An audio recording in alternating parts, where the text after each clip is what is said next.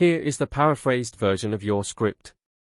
I have preserved the exact tone, dramatic style, sentence rhythm, and historical perspective while carefully reordering phrases, varying vocabulary only where necessary for natural flow, and keeping every factual detail identical.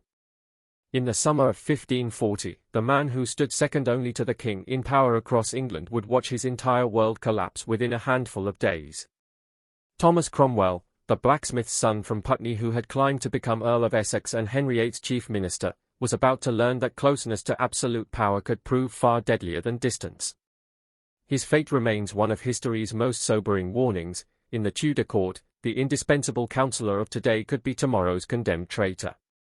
The very architect who had brought down Cardinal Wolsey, engineered England's break with Rome, and dispatched countless rivals to the scaffold would soon face the identical machinery of Tudor justice he had perfected with his own hands. What renders Cromwell's ruin especially horrifying is not merely its breathtaking speed, but the cold-blooded cruelty with which it was carried out by the king he had served with unwavering loyalty. Thomas Cromwell's extraordinary rise began in the least promising of circumstances.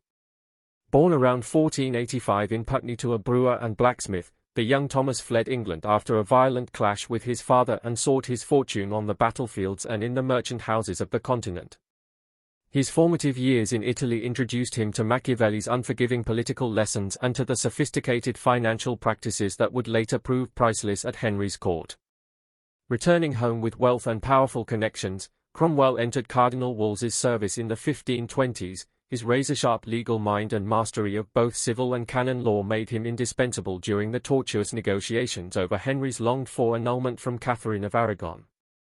When Wolsey crashed from grace in 1529, Cromwell deftly detached himself from his fallen master while making himself utterly essential to the king. By 1532 he was principal secretary, and from that moment his influence soared. He became the mastermind of the English Reformation, driven not by faith, but by ice-cold political necessity. The rupture with Rome solved Henry's marital crisis while pouring the dissolved monastery's treasure into the royal coffers. Cromwell's relentless, emotionless efficiency in dismantling centuries of religious tradition revealed both his administrative brilliance and his total absence of nostalgia. His techniques were as ruthless as they were effective. He built an unrivaled web of informants across the realm, what Hilary Mantel would later call England's first modern intelligence service. He knew information was power, and he deployed both with lethal precision.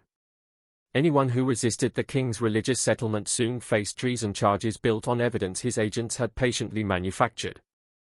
The dissolution of the monasteries between 1536 and 1541 displayed his signature method at its peak. Ancient houses that had stood for hundreds of years were stripped with military thoroughness, their wealth transferred to Henry's favourites, their communities scattered with almost nothing.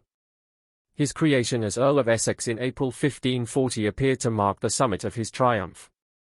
He had survived the pilgrimage of grace, steered the kingdom through the king's successive marriages, and amassed a fortune that rivaled the oldest noble families. Yet that very success had bred deadly enemies who only waited for the first crack to appear.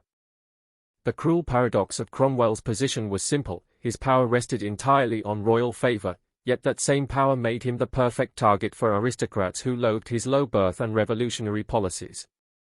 The ancient nobility, displaced by this upstart, watched patiently for their moment. They knew Henry's favour shifted like smoke, and they manoeuvred to profit when it finally turned. His reputation for mercilessness, so useful on the way up, guaranteed he would receive none when the tide changed.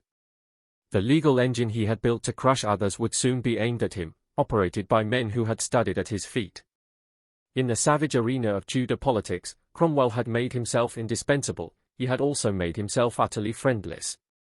The fatal misstep that triggered his collapse was a single diplomatic blunder of catastrophic proportions.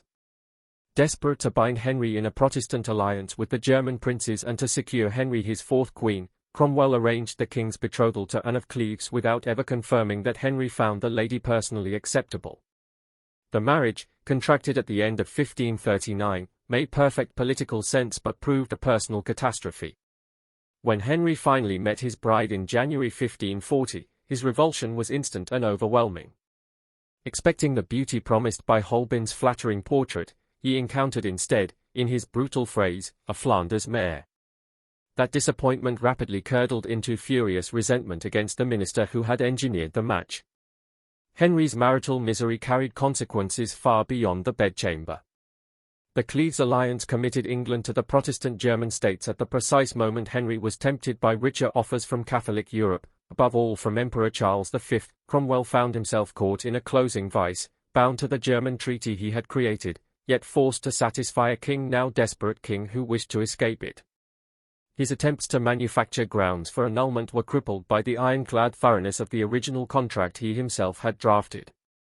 Meanwhile, the conservative faction led by the Duke of Norfolk pressed their advantage, urging reconciliation with Catholic powers and reversal of Cromwell's reforms. Henry's sudden infatuation with Norfolk's young niece, Catherine Howard, handed them the perfect weapon. A fifth marriage offered the king both personal delight and diplomatic freedom, provided the obstacle named Cromwell could be removed. The minister who had once seemed irreplaceable now looked like the chief barrier to royal happiness. Cromwell fought back with all his old skill, trying to secure Anne of Cleves's consent to annulment while clinging to control of religious policy. But his enemies had learned from the master. They began assembling a case against him using the identical techniques he had pioneered. The deterioration of his position was dizzyingly fast. Within weeks of receiving his earldom, the man who had dominated England faced charges of heresy and treason from nobles who had lately bowed to him. The governmental system he had built, swift, secretive, merciless, now operated against its creator with terrifying efficiency. The conspiracy to destroy him was planned with the same meticulous care that had marked Cromwell's own campaigns. The Duke of Norfolk, voice of the Catholic aristocracy, knew royal irritation alone would not suffice. They needed an airtight legal case to justify the annihilation they intended. Norfolk's strategy exploited Henry's growing paranoia about loyalty and orthodoxy. By painting Cromwell as a covert religious radical who had hijacked royal policy for his own extremist ends, they could convert the king's private anger into holy wrath. Evidence was harvested from Cromwell's own correspondence with German Lutherans, letters once seen as prudent diplomacy now rebranded as proof of treasonable conspiracy. Bishop Stephen Gardiner of Winchester supplied the theological ammunition, lending scholarly weight to claims that Cromwell had sheltered heretics and poisoned the king's church. Timing was orchestrated around Henry's besotted courtship of Catherine Howard. While the king floated on youthful infatuation, Norfolk struck. Courtiers who had fawned on Cromwell days earlier now avoided his eye, reading the shifting wind with practiced terror. Cromwell himself, blinded by belief in his own indispensability and distracted by the Cleves crisis, failed to see the net closing until too late. June 10, 1540, dawned like any other. As Lord Privy Seal and Earl of Essex, Cromwell took his usual place at the council table in Westminster. Then, midway through routine business, Norfolk stood and began reading formal charges of sacramentarian heresy and high treason. Cromwell's face registered pure shock. The man who had staged identical scenes against others suddenly found the script reversed. His protest was silenced as guards seized him on Norfolk's command. In a calculated theatre of humiliation, his garter ribbon was torn from his leg, his white staff broken, his sword taken, every emblem of rank publicly destroyed. Chains normally reserved for common felons were locked around the wrists of England's second most powerful man while his colleagues watched in frozen silence. News exploded through London. Crowds gathered to see the once almighty minister shuffled to the Tower in irons, a living sermon on the fragility of greatness. In the Tower, the campaign to break him began in earnest. The luxury he had known was replaced by a dank cell, coarse clothing, and meager food. His interrogators, many trained in his own methods, used sleep deprivation, alternating menace and false sympathy, and relentless questioning to grind him down. They paraded former allies past his cell to underline his abandonment. Worst of all was the silence from the king, no message, no hint of mercy, only the deafening confirmation that Henry had washed his hands of him. Rather than risk a trial where Cromwell might speak, his enemies chose a bill of attainder, parliamentary condemnation without defense or evidence presented in open court. Both houses passed it with almost no dissent. Members understood that hesitation equaled suicide. The bill accused him in sweeping terms of heresy, treason, even of deliberately saddling the king with an unwanted queen. His entire estate was forfeited, his bloodline attainted forever. In his last weeks Cromwell was forced to perform a final service, using his legal genius to help annul the Cleves marriage that had ruined him. Broken, prematurely aged, hair turned white, he complied in the faint hope Henry might yet spare him. Hope was deliberately fed until the end. Only on the morning of the 28th of July 1540, deliberately the same day Henry married Catherine Howard, was he told there would be no reprieve. Led in chains through jeering crowds to Tower Hill, he mounted the scaffold with trembling dignity. He prayed, professed loyalty to the king, admitted unspecified sins, and asked the crowd to pray for the prince and royal family. The axe fell cleanly, his head was set on London Bridge beside those he had condemned. Within months Henry was complaining bitterly that, upon light pretexts by false accusations they made me put to death the most faithful servant I ever had. But regret came too late. The administrative vacuum left by Cromwell's death would never be filled in Henry's lifetime, and the Protestant diplomatic structure he built collapsed almost overnight.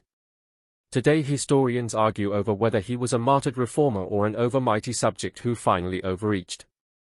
Yet all agree on the chilling moral of his story, the same cold, brilliant, systematic mind that raised Thomas Cromwell from a Putney blacksmith's shop to the summit of Tudor power designed, with flawless precision, the machinery that destroyed him in the end.